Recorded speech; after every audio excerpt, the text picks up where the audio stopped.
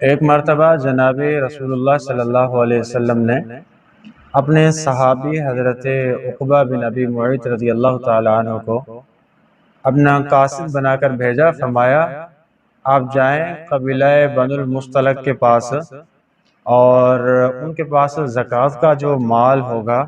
وہ وصول کر کے آئیں۔ تو حضرت عقبہ بن ابی معیط رضی اللہ تعالیٰ عنہ تو حضور کے حکم پر لبیک اور سعدیک کہتے ہوئے روانہ ہوئے، لیکن دل کے اندر ایک خوف تھا کہ ہماری اور قبیلہ بنو المصطلق کی زمانہ جاہلیت سے پرانی دشمنیاں آ رہی ہیں، ایسا نہ ہو کہ میں ان کے پاس جاؤں اکیلا دیکھ کر اور اپنی پرانی عداوت اور دشمنی کو یاد کر کے مجھ سے کوئی انتقام نہ لے لیں۔ تو بہرحال آپ علیہ السلام کا حکم تھا، اسی وجہ سے وہاں سے بس روانہ ہو گئے، سیدھے جا کر بس سفر کے اندر روانہ ہوئے اور جا رہے تھے قبیلہ بنو المصطلق کی طرف۔ دل کے اندر یہ خیال بھی ایک موجود تھا کہ شاید وہ اپنی پرانی عداوت پر اتر آئیں اور مجھے نقصان نہ پہنچائیں، اسی لیے بڑے احتیاط کے ساتھ جا رہے تھے۔ ادھر قبیلے والوں کو جب پتہ چلا، قبیلہ بنو المصطلق والوں کو، کہ حضور کا کوئی قاصد آ رہا ہے زکوٰۃ وصول کرنے کے لیے، تو ان کو بڑی خوشی ہوئی کہ حضور کے قاصد کا جتنا بڑا مقام اور مرتبہ ہے تو اس کا استقبال بھی اسی طرح کیا جائے۔ پھر پورے جو قبیلے والے تھے وہ آپس میں مل کر ایک جمع غفیر کی شکل بنا کر ایک بہت بڑا قافلہ جمع کر کے اپنی بستی سے باہر نکل آئے اور آ کر بستی سے باہر کھڑے ہو گئے، تاکہ حضور کا قاصد جیسے ہی ہماری بستی کے حدود کے اندر داخل ہو تو ہم بڑے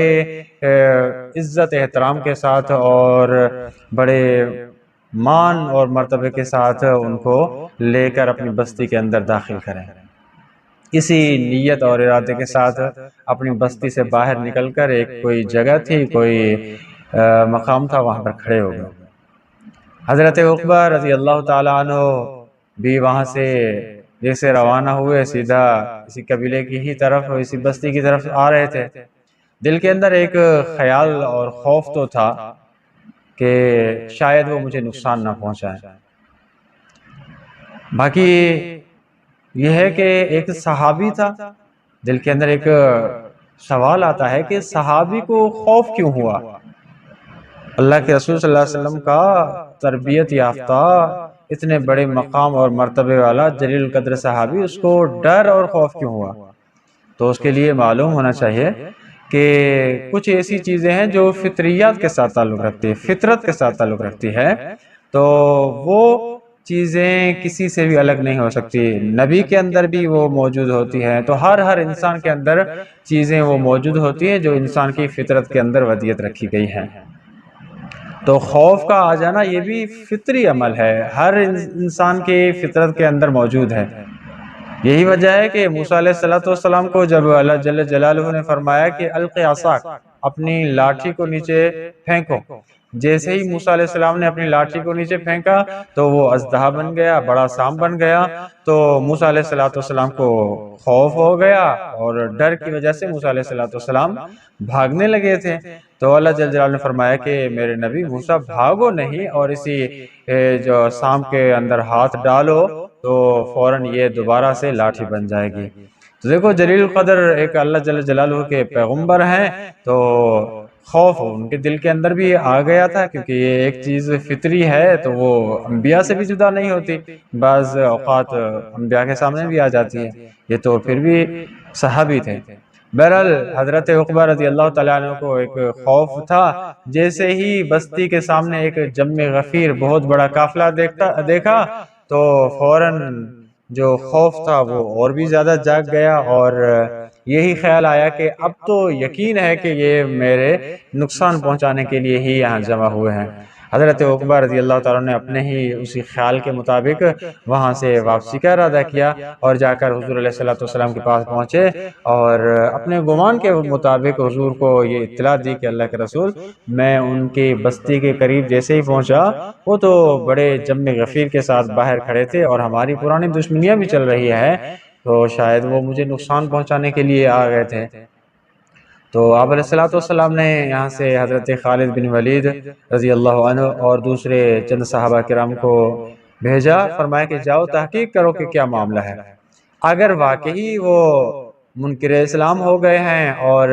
زکوٰۃ کے انکاری ہیں تو پھر تو ان کے ساتھ جنگ کے علاوہ اور لڑائی کے علاوہ کوئی چارہ کار نہیں ہے، لیکن اگر بات کچھ اور ہو تو تحقیق کر کے مجھے بتائیں۔ اور ادھر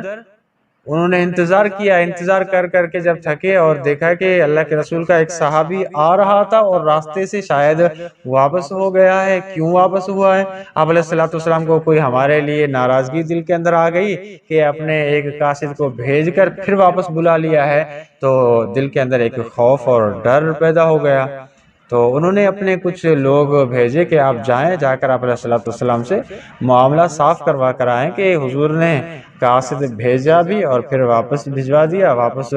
طلب کر لیا، کیا ماجرا ہے؟ تو ان کے بھی کچھ لوگ آ کر حضور کی خدمت کے اندر پہنچے اور عرض کیا کہ اللہ کے رسول ہاں آپ کا قاصد آ رہا تھا، ہم نے تو بڑا استقبال کیا، بڑی خوشی ہوئی ہمیں کہ حضور کا قاصد ہمارے قبیلے کی طرف ہمارے جو مقام پر آ رہا ہے، تو بہت خوشی کا موقع تھا ہمارے لیے اور بڑا قافلہ جم غفیر لے کر استقبال کے لیے بھی ہم نکلے تھے، لیکن حضور نے پتہ نہیں کیوں پھر اپنے قاصد کو واپس بلوا لیا۔ تو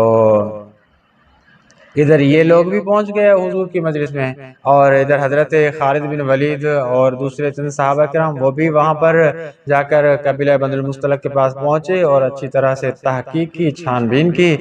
اور ان کو بھی پتہ ہی چلا کہ حقیقت یہ تھی کہ یہ سارے لوگ استقبال کے لیے آئے تھے، کوئی نقصان پہنچانے کا اور جنگ جدال کا کوئی ارادہ نہیں تھا۔ تو انہوں نے بھی جا کر حضرت خالد بن ولید والوں نے بھی جا کر حضور کو اطلاع دی کہ اللہ کے رسول ایسی کوئی بات نہیں ہے، نہ مرتد ہوئے ہیں نہ زکوٰۃ کے منکر ہوئے ہیں، بلکہ ان کا تو ارادہ یہی تھا کہ حضور کے قاصد کا ہم استقبال کریں۔ تو بہرحال آپ علیہ الصلوۃ والسلام نے بڑے سلیقے کے ساتھ ایک معاملہ سلجھا دیا۔ تو اس کے بعد پھر یہی طریقہ کار جو امت کے اندر رائج کرنے کے لیے اللہ جل جلالہ نے یہ آیت نازل فرمائی، یا ایھا الذین آمنوا اذا جاءکم فاسق بنبأ فتبینوا، کہ اگر کوئی بھی شخص غیر معتمد شخص یہ اگر تمہارے پاس آ جائے اور کسی معاملے کی اطلاع دے تو بغیر تحقیق اور چھان بین کے اس کے اوپر اعتماد کر کے کوئی کارروائی نہ کر بیٹھو۔ ایسا نہ ہو کہ ایک بغیر تحقیق بغیر چھان بین کے ایک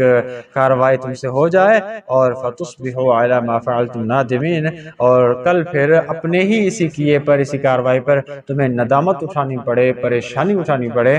کہ ہم نے یہ کیا کر دیا، اگر تحقیق کرتے تو معاملہ اس طرح نہ ہوتا۔ تو حضور علیہ الصلوۃ والسلام نے دیکھو ایک معاملہ اگرچہ صحابی نے اپنے گمان کے مطابق اطلاع دی تھی، تو لیکن آپ علیہ السلام نے صرف اسی اطلاع کے اوپر بھروسہ اور اعتماد نہیں کر لیا، بلکہ اچھی طرح سے تحقیق کی، چھان بین کی۔ ادھر سے صحابہ کرام وہ جو بنو المصطلق قبیلے کے لوگ بھی آ گئے، اس کے باوجود آپ علیہ الصلوۃ والسلام نے حضرت خالد بن ولید اور دوسرے صحابہ کو بھی بھجوایا اور بھجوا کر اچھے طریقے سے چھان بین کی، تحقیق کی، اور اس کے بعد ہی آپ علیہ الصلوۃ والسلام نے اس کے اوپر قدم اٹھایا۔ تو امت کی بھی رہنمائی کی گئی کہ آپ علیہ الصلوۃ والسلام نے جس سلیقے کے ساتھ معاملے کو سلجھایا، جب بھی اس طرح نزاع کا اور کوئی معاملہ آ جائے، اختلافات کا معاملہ آ جائے، تو اختلاف کرنے سے پہلے، کوئی بھی عملی اقدام کرنے سے پہلے اس کے اوپر تحقیق کرو کہ معاملہ کس قدر ہے، کتنی قدر بات حقیقت ہے اور کتنی قدر اس کے اندر غلط فہمی پیدا ہو گئی ہے، اور اس کی جب اچھے طریقے سے تحقیق ہو جائے تو اس کے بعد پھر جو ہے اس کے اوپر اقدام کرو، تاکہ کل ایسا نہ ہو کہ تمہیں اپنے ہی اقدام کے اوپر کوئی ندامت اور پریشانی اٹھانی پڑے۔ اللهم صل على سيدنا